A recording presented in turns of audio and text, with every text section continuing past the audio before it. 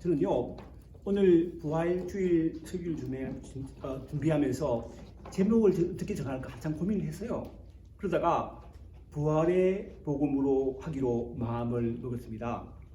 왜냐하면 복음이라는 단어를 네이버 구글 사전에 찾아봤더니 이렇게 정리가 되어 있었기 때문입니다. 첫째, 기쁜 소식, 그렇죠? 복음 기쁜 소식. 또 기독교, 예수의 가르침 또는 예수에 의한 구원의 길.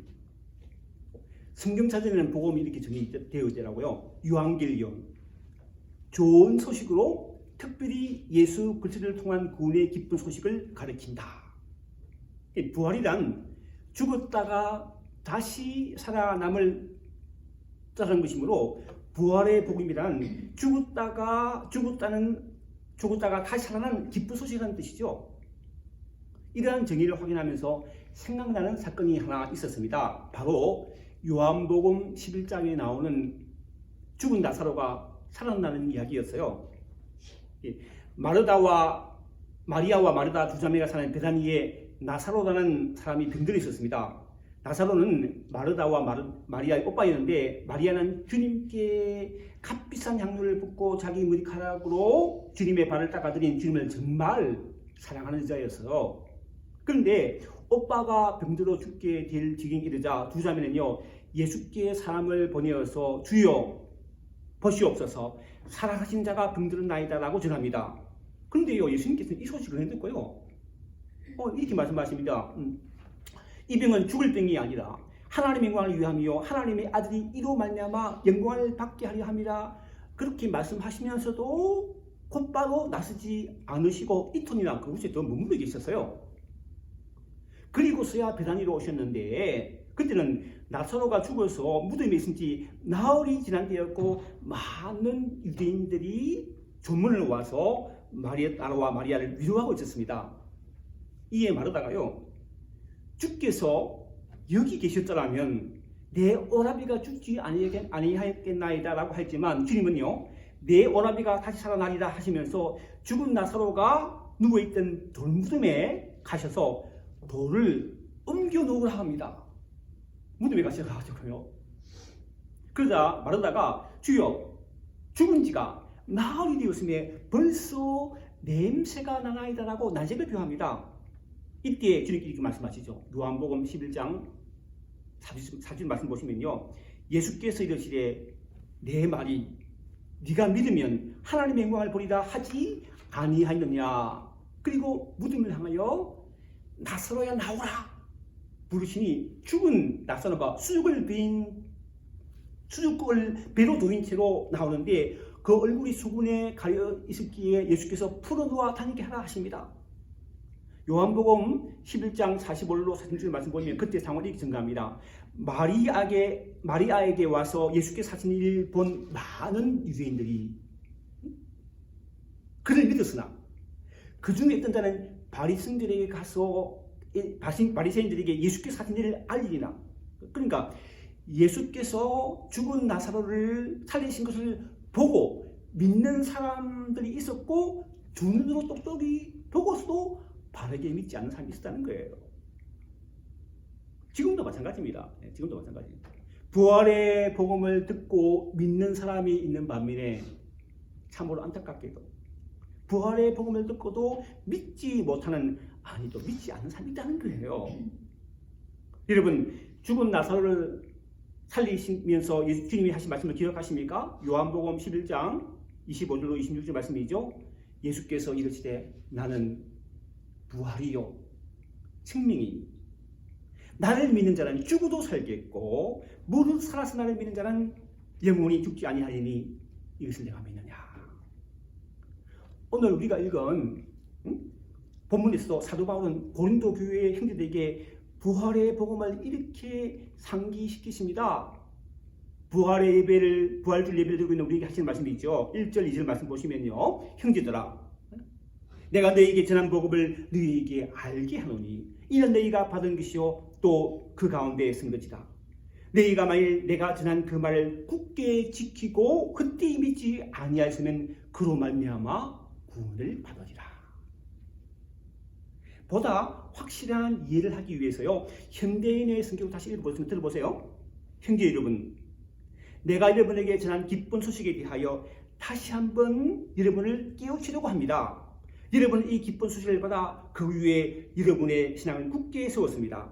만일 여러분이 내가 전한 말을 굳게 지키고 굳게 믿지 않았으면 그 기쁜 소식으로 여러분은 구원을 받을 것입니다. 지금 우리 상황으로 말하면요, 부활주일 교회에 나왔다는 그 자체가 중요한 것이 아니라는 거예요. 부활의 복음이 무엇인가를 아주 분명히 깨닫고 굳은 믿음으로 살아가면 구원을 받는다는 거예요. 여기서 다시 분명하게 해야 될 것은요, 부활의 복음을 믿는다는 것은요, 부활의 주님을 믿습니다라고 입술로만 고백하는 게 아니라는 거예요. 물론 입술의 고백은 중요합니다. 사도 바울은 로마서 10장 9절 10절에 이렇게 말하죠. 네가 만일 내 입으로 예수를 주로 시인하며 또 하나님께서 그를 죽은 자 가운데서 살리신 것을 내 마음에 믿으면 구원을 받으리라. 사람이 마음에 믿어 이르고 입으로 시인하여 구원을 받으리라. 이처럼 입으로 예수를 시인하여 구원을 받습니다. 그런데요, 사도 야고보는 행함없는 믿음은 그 자체가 죽은 것이라고 하며 이렇게 증거하지요. 야고보서 2장 14절 말씀인데요. 내 형제들아, 만일 사람이 믿음이 있노라 하고 행함이 없으면 무슨 유익이 있으리요? 그 믿음이 능히 자기를 구원하겠느냐? 여러분, 우리가 어떤 일을 행함으로 구원받는 게 아닙니다. 절대 아닙니다. 우리는 오직 믿음으로 구원받지요. 하지만 믿음이 있다면 행함은 따라오게 되어 있습니다. 사도 야고보는요, 아브라함의 예를 들어서 이렇게 설명하죠. 야고보서 2장 21절 22절 말씀인데요.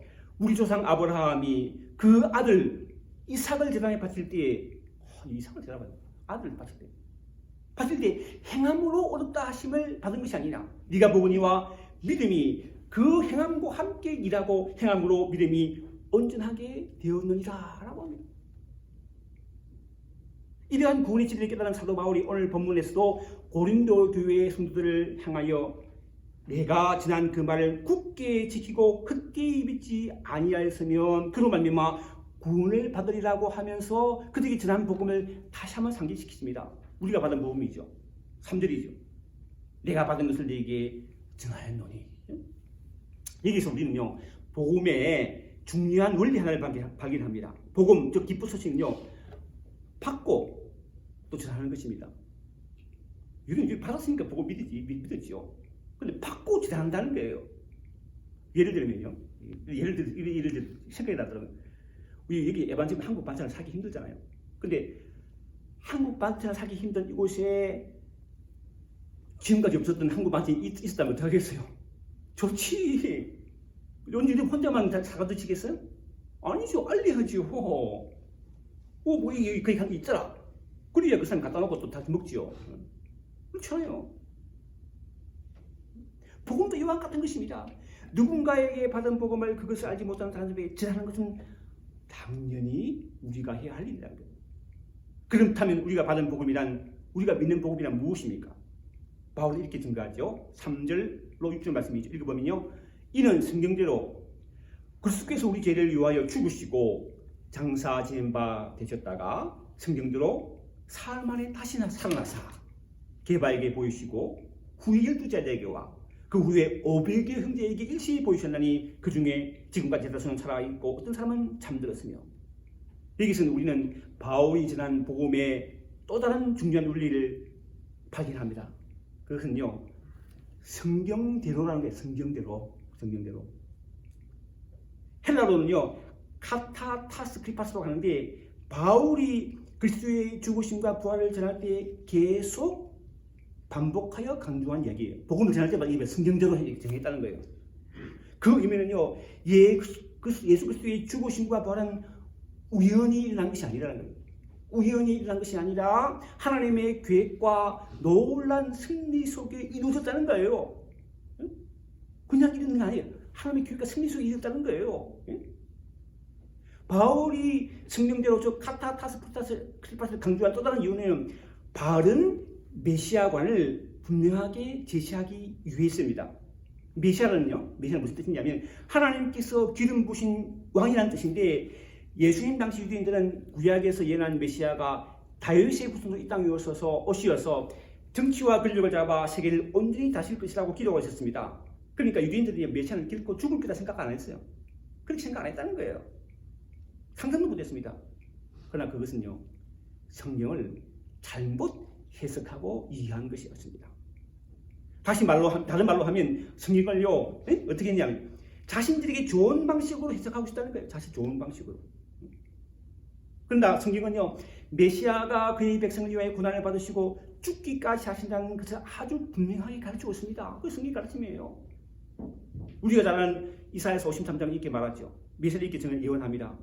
그는 실로 우리의 질고를 지고 우리의 슬픔을 당하였거늘 우리는 생각하기를 그는 징벌을 받아서 하나님께 맞으며 고난을 당한다 하노라. 그가 찔리면 우리의 흠을 인하며 그가 상함은 우리의 죄악 때문이다. 그가 징계를 받음으로 우리가 평안을 누리고 그가 채찍에 맞음으로 우리는 나음을 받았다. 우리는 다가 양 같아서 그릇 행하여 각기 제게로 갔거늘 여호와께서는 우리 모두의 죄악을 그에게 담당시키셨도다. 이처럼 사도 바울은 하나님의 시대에 우리 인간의 몸을 입고 오신 그리스도께서 성경대로 우리를 위해 죽으시고 장사 지낸 바 되셨다가 성경대로 사흘 만에 다시 살아나셨다고 증거합니다. 그런데 안타깝게도요, 많은 사람들이 그리스도께서 우리를 위해 십자가에 죽으셨다는 것을 믿지 못합니다. 사흘 만에 죽음을 이기시고 다시 살아났다는 것을 더더욱 믿지 못합니다. 심지어는요, 성경 보니까 예수님의 제자리조차도 처음에는 믿지 못했어요. 예수님의 죽음을 바로 이해하지 못하고 믿지 못했습니다. 마태복음 16장에 보면요, 예수님의 수제자 시몬 베드로가 이렇게 고백하죠. 주는 그리스도시요 살아계신 하나님의 아들이십니다. 대단한 믿음이 곧 있죠. 왜 주님의 칭찬을 받고 땅에서 뭐든지 매면 하늘에서 매이고 땅에서 풀면 하늘이 풀리는 청유세를 받는 복을 받습니다.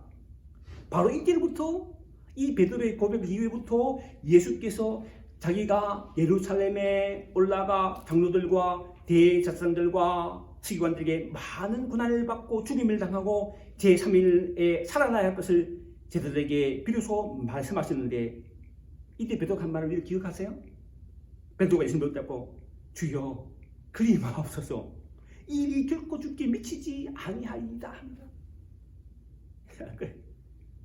그래서 예수께서 돌이키셔서 베드로에게 사단아 네 뒤로 물러가라. 너는 나를 넘어지게 하는 자들아.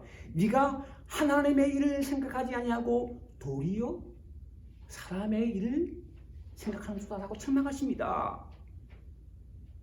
이 이후에도요, 예수님은 제자들 앞에서 당신의 죽음과 부활을 두 번이나 더 예고하시는데 그때의 제자의 반응은요, 그저 근심하더라. 그것도 끝이었어요. 이게 뭔데요? 그저 그냥 끝이었다는 겁니다. 마가복음 10장에 보면요, 예수님의 세 번째 죽음의 주와 부활 예고 뒤에는요, 예수님께 예고하신 뒤에는요, 세베대의 아들 야고보와 요한이 죽게 나와 주의 영광 중에 우리를 하나님 주의 우편에 하나님 좌편에 앉게 하여 주옵소서라고 구하는 어리석은 짓을 합니다. 제자들 누구도 예수님의 죽음과 부활 예고를 마음에 새긴 사람이 없었습니다. 가룟 유다의 배반으로 예수께서 잡히셔서 공회 앞에 섰을 때는 수지자인 베드로도 멀찍이 바라만 보았을 뿐이요, 너도 갈릴리 사람이임이 분명하다는 그런 말에 나는 그 사람을 알지 못한다고 부인합니다. 어디 그뿐입니까? 예수께서 십자가에 죽으시고 공회의원으로 선하고 오른 요셉이라는 사람이 예수의 시체를 빌라도에게 받아다가 사람을 장사한 일이 없는 바위에 판 새 무덤에 두었는데 안식 후 첫날 제자들이 그 준비한 향품을 가지고 무덤에 갔습니다. 그런데 돌이 무덤에 굴려진 것과 주 예수의 시체가 보이지 않는 것을 목격한 후에 찬란한 옷을 입은 천사가 여기 계시지 않고 살아나셨다는 이야기를 듣습니다. 그리고 곧바로 제자들이 살려가요. 듣고 본 것을 말합니다. 와, 예수님 살아나셨다는 걸 말합니다. 그때 제자의 반응이 이렇게 반응해요. 어떻게 반응하냐? 누가복음 24장 11절 12절인데 읽어보면요, 사도들은 그들의 말이 흩어난 듯 들려 믿지 아니하나 합니다. 12절 보면요, 베드로는 일어나 무덤에 달려가서 구부려 들여다보니 시법판에 있는지라 그 된 일을 놀랍게 여기며 집으로 돌아가니라. 끝이었어요. 네? 예수님이 세 번 일이라고 예고하고 무덤이 빈 것 보았는데도 집으로 돌아갔다는 거예요. 끝이었다는 거예요. 그러나 주님은요, 부활을 믿지 못하는 자들을 포기하지 않으셨습니다. 이게 우리 핵심이라는 거예요. 주님은 포기하지 않으셨어요. 바로 그날 제사장 둘이 예루살렘에서 25일이 되는 엠마오로 가면서 그동안 있었던 일을 제자들이 서로 이야기할 때에 부활하신 주님이 나타나셔서 이렇게 말씀하십니다. 누가복음 24장 25절로 26절 말씀인데요. 이르시되 미련하고 순자들이 말하는 모든 것을 마음에 더디 믿는 자들이요, 그리스도가 이런 고난을 받고 자기 인공에 들어가야 할 것이 아니냐. 그리고 그 후에 부활의 주님은 이한 자들에게 나타나셔서 이렇게 말씀하십니다. 너희에게 평강이 있을지어다. 누가 말씀하셨다요? 부활의 주님은요, 너희에게 평강이 있을지어다. 부활의 주님을 만난 자들은 너무 기쁨으로 아직도 믿지 못하고 놀랍게 이를 때에 부활의 주님은 저들 앞에서 구운 생선 한 조각을 잡수십니다. 부활의 주님을 믿게 하려고요. 그리고 성경을 가르쳐 주시면서 제들 이렇게 명령하십니다. 누가복음 14장 46절 47절 말씀인데요.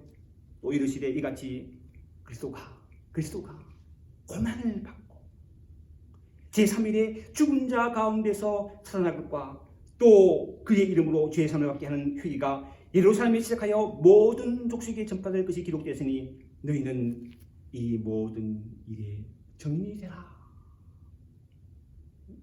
볼지어다 내가 내 아버지께 약속한 것을 너희에게 보내리니 너희는 유료부터 능력으로 입힐 때까지 이 성에 머물라. 이러한 주님의 말씀대로 오순절 성령을 받은 자들은 곧 세상에 나아가 복음을 담대히 증거하기 시작합니다. 주님 우리를 포기하지 않으세요. 자들 포기하지 않습니다. 우리는 포기하고 있습니다. 끝까지 부활의 주님을 만나게 하신다는 거예요. 그리고 그 부활의 주님을 만나서 부활의 복음을 전하는 정리되었다는 제자들이요. 반면 바울이 되기 전에 사울은요, 복음을 전한 주의자들을 이 세상에서 없어야 할 존재로 여기고 남들을 막론하고 결박하여 예루살렘으로 잡아오려고 길러갑니다. 예수 믿는 사람 죽이려고. 그런데 주님이 그를 포기하지 않으셨어요. 밤에 세계에 가까이 있을 때 홀연히 하늘로부터 빛이 그를 둘러비치고 땅에 엎드린 그에게 이런 소리가 됩니다. 사도행전 9장 4절 말씀이죠. 사울아 사울아 네가 어째 나를 박해하느냐? 이에 사울이 주여 누구시니까 하니 나는 네가 박해하는 예수라. 넌 일어나 신으로 들어가라. 내가 행할 일을 내가 이룰 자가 있느니라 합니다. 이처럼 부활한 주님을 만난 사울은 눈을 떴으나 아무것도 보지 못하였으므로 사람의 손에 이끌려 다메섹에 들어가서 사흘 동안 보지 못하고 먹지도 못하고 마시지 아니합니다. 바로 그때 하나님께서 다른 일을 예비하셨어요.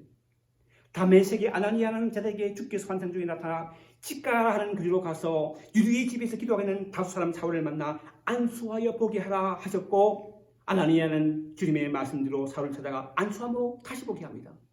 그 후 성령 충만함 받은 바울은 땅까지 복음을 전하는 사역을 충실히 감당하죠. 그리고 오늘 본문에서 이렇게 고백합니다. 8절로 9절 말씀이죠. 맨 나중에 만삭되지 못하는 남자 같은 내게도 보이셨는다. 나는 사도 중에 가장 작은 자라. 나는 하나님의 교회를 박해했으므로 사도라 칭함받기를 감당하지 못할 자니라. 예수 믿는 사람들은 교회를 핍박했음에도 불구하고 부활의 주님을 만나 변하여 복음을 전하는 사도가 된 것은요, 순전히 하나님의 크신 은혜 때문이라고 사도 바울은 이렇게 고백합니다. 10절이죠. 그러나 내가 나 된 것은 하나님의 은혜로 된 것이니 내게 주신 그 은혜가 헛되지 아니하여 내가 모든 사도보다 더 많이 수고했으나 내가 한 것이 아니요 오직 나와 함께 하신 하나님의 은혜라. 그러므로 나나 그들이나 이같이 밤에 너희도 이같이 믿으니라. 이처럼요, 복음 전도자는 누구든지도 예비 없이 부활의 복음을 전하였고 고린도 교회 신들도 적조와 인들도 부활의 복음을 믿었다는 것입니다. 그렇다면 이런 질문이 들더라고요. 우리가 믿는 부활의 복음이 우리 삶에, 내 삶에 어떤 영향을 미칠까? 어떻게 생각하세요? 사도 베드로는 이렇게 증가합니다. 베드로전서 1장 3절 5절 말씀인데요. 우리 주 예수 그리스도의 아버지 하나님을 찬송하리로다. 그의 많으신 긍휼대로 예수 그리스도를 죽은 자 가운데서 부활하게 하심으로 말미암아 우리를 거듭나게 하사 산 소망이 있게 하시고, 뭘 일하세요? 산 소망이 있게 하시고, 다들 듣지 않고 들지 않고 취하지 않은 유업을 있게 하시나니 곧 너희를 위하여 하늘에 간직하신 것이다. 너희는 말세에 나타나기로 예비하신 구원을 얻기 위하여 믿음으로 말미암아 하나님의 능력으로 부활하심을 받았느니라. 여러분, 부활의 복음을, 부활의 기쁜 소식을 전해 듣고 믿음으로 끝난 우리는요, 산소망이 있다는 거예요. 산소망. 하늘에 간직한 산소망이 있다는 거예요. 우리가 가진 산소망은요, 하늘에 간직된 것으로 죽지 않고 취하지 않는 유업을 있는 것인 줄 믿습니다. 부활주일, 부활주일을 찬양하며 예배하면서 이 산소망을 가지고 살아가는 것을 얻으시기 바랍니다. 이 부활의 복음을 알지 못한 사람들에게 우리 입술을 통해서, 우리 삶을 통해서 전하여 하나님의 뜻을 이루는 복된 믿음의 삶을 살아가는 저와 여러분 되시길 주님의 이름으로 축원합니다. 기도하겠습니다. 사랑하는 주님, 이 땅에 사는 동안 부활의 복음을 믿으며 산 소망 가운데 살게 하시며 우리가 믿는 부활의 복음을 알지 못하는 자에게 우리의 삶을 통해, 이 삶을 통해 전하며 살아가는 일 되도록 축복해 주옵소서. 예수님의 이름으로 기도하옵나이다. 아멘.